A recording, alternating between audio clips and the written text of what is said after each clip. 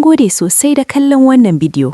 Idan kun ji daɗi, kada ku manta ku danna like, ku yi subscribe, sannan ku kanna ƙararrawa domin ku kasance cikin na farko. A zamanin da a wani yanki mai nisa, akwai wata masarauta mai ban mamaki da ake kira garin zinariya.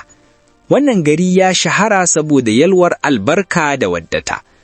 Duk inda ka kalli gari, za ka ga korayen bishiyoyi suna rawar sanyi a iska. Rafuka masu tsafta suna gudana cikin natsuwa, kuma tsuntsaye suna rerawa kamar suna yi wa mutanen garin waka ta farin ciki. Mutanen garin zinariya sun kasance masu sana'o'i iri-iri, wasu manoma ne da suke noma hatsi masu yawa, wasu kuma ‘yan kasuwa ne da suke sayar da kaya daga ƙasashe masu nisa. Amma duk da waɗannan ni'imomi, akwai abu guda da ke sa mutane su rayu cikin tsoro. Wannan abu shine sarkin garin, Sarkin Yama. Sarkin Yama sarki ne mai iko sosai, amma yana da halin fushi da sauri. Baya son jin kuka ko gunaguni a fadarsa. Idan wani ya zo gaban sarki yana kuka ko ƙwarafi, sai sarki ya fusata matuƙa. Wata rana da safe, sarki ya aika da saƙon gaggawa ga dukkan mutanen garin cewa su taru a babban filin taro. Mutane suka fara zuwa daga ko'ina cikin gari, wasu suna mamaki, wasu kuma suna tsoro, suna tambayar juna, me ya faru ne? Me yasa sarki ya kira mu? Bayan kowa ya hallara, sarki ya fito daga fadarsa cikin manyan kaya masu walƙiya. Ya zauna a kan karagar zinariya wadda ke haskawa kamar rana, ya gyara rawaninsa, sannan ya dubi jama'a.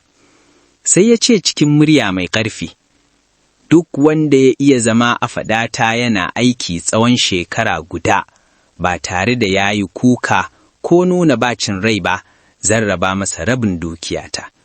Mutane suka fara kallon juna cikin mamaki.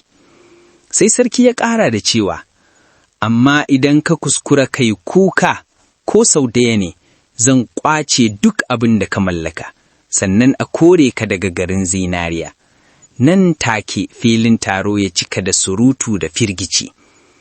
Bayan wannan sanarwa, mutane da dama suka fara tunanin gwada sa'arsu. Na farko da ya fito shine Audu, wani attajiri mai suna a gari. Duk da dukiyarsa yana son ƙarin arziki. Audu ya ce, ni zan iya, ba wani abu bane na shekara guda kuwa. Sai aka shigar da shi gidan sarki domin ya fara aiki. Amma sarkin Yama yana da dabara. Ya sa aka kawo wa Audu abinci mai gishiri sosai, amma ba a ba shi ruwa ba. A rana ta farko Audu ya yi haƙuri, a rana ta biyu libbansa suka fara bushewa, a rana ta uku ya fara rawar jiki saboda kishirwa. Daga ƙarshe Audu ya fasa da kuka yana cewa, wayyo ni, wannan gishiri zai kashe ni. Nan take masu gadi suka kama shi suka kore shi daga fadar. Mutanen garin suka yi mamaki. Bayan wani lokaci sai Malam Musa, wani malami mai haƙuri ya ce, ni zan gwada. Sarki ya ba shi aiki mai wahala. Ya ce, ka share dukkan rumfunan fadata guda 100 kafin rana ta faɗi. Malam Musa ya fara aiki tun safe, yana sharewa, gumi na zuba kamar ruwa. Lokacin rana ya riga ya gaje sosai. Kafin rana ta faɗi sai ya zauna ƙasa ya fara kuka saboda gajiya. Nan take aka kore shi ma. Mutanen garin suka fara tsoro, kowa ya fara cewa wannan aiki ba na mutum ba ne. Zuwan Bello da jarumtarsa. Lokacin da mutane suka daina gwadawa, sai wani matashi ya fito daga cikin taro. Sunansa Bello. Bello maraya ne, ba shi da kuɗi ko dukiya, amma yana da zuciya mai ƙarfi da hakuri. Ya ce cikin natsuwa, ranka ya dade, sarki zan gwada. Mutane suka fara dariya. Wannan talakan zai iya abin da attajirai suka kasa, amma Bello bai damu ba, ya fara aiki a fadarsa. Sarki ya fara gwada shi. Wata rana ya ce Bello ya gina babbar katanga. Bello ya yi aiki tukuru har ya gama. Sai sarki ya ce, ku rusa mana katangan nan. Kowa ya tunanin Bello zai fusata, amma Bello ya murmushi ya ce, alhamdulillah, wannan ya bani damar sake gina ta mafi kyau. Sarki ya yi mamaki. Bayan wasu kwanaki, sarki ya sa aka ba Bello daki mai yoyo lokacin damina. Ruwan sama yana shiga cikin dakin. Amma Bello ya kwanta yana dariya, ya ce wannan ruwan ni'ima ne, Allah yana wanke mini dakin nan da kansa. Masu gadi suka kai labari ga sarki, sarki ya fara mamaki sosai. Lokaci yana tafiya, saura wata ɗaya Bello ya cika shekara. Sarki ya fara tsoro, ya ce a ransa, wannan matashin yana da wani sirri, nasara da darasi. A ranar da shekara ta cika, sarki ya tara dukkan mutanen garin a filin taro. Kowa yana son ganin abin da zai faru.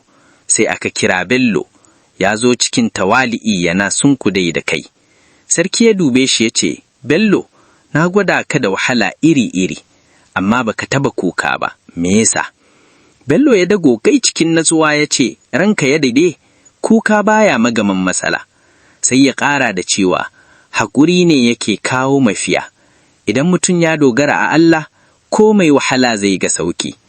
Waɗannan kalamai suka girgiza zuciyar sarki. Sarki ya yi shiru na ɗan lokaci, sai ya miƙe sai ya ce, Bello, ka ci jaraba wannan. Mutane suka fara tafa hannu, sai sarki ya cika alkawarinsa, ya rabawa Bello rabin dukiyarsa.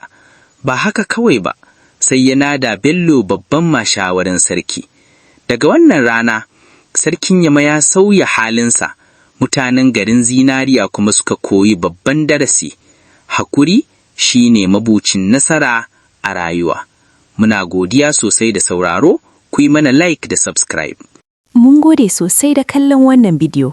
Idan kun ji daɗi, kada ku manta ku danna like, ku yi subscribe, sannan ku kanna ƙararrawa domin ku kasance cikin na farko da za su ga sabbin bidiyoyinmu.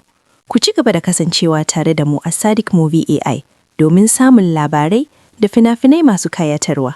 Sai mun sake haduwa a bidiyo na gaba.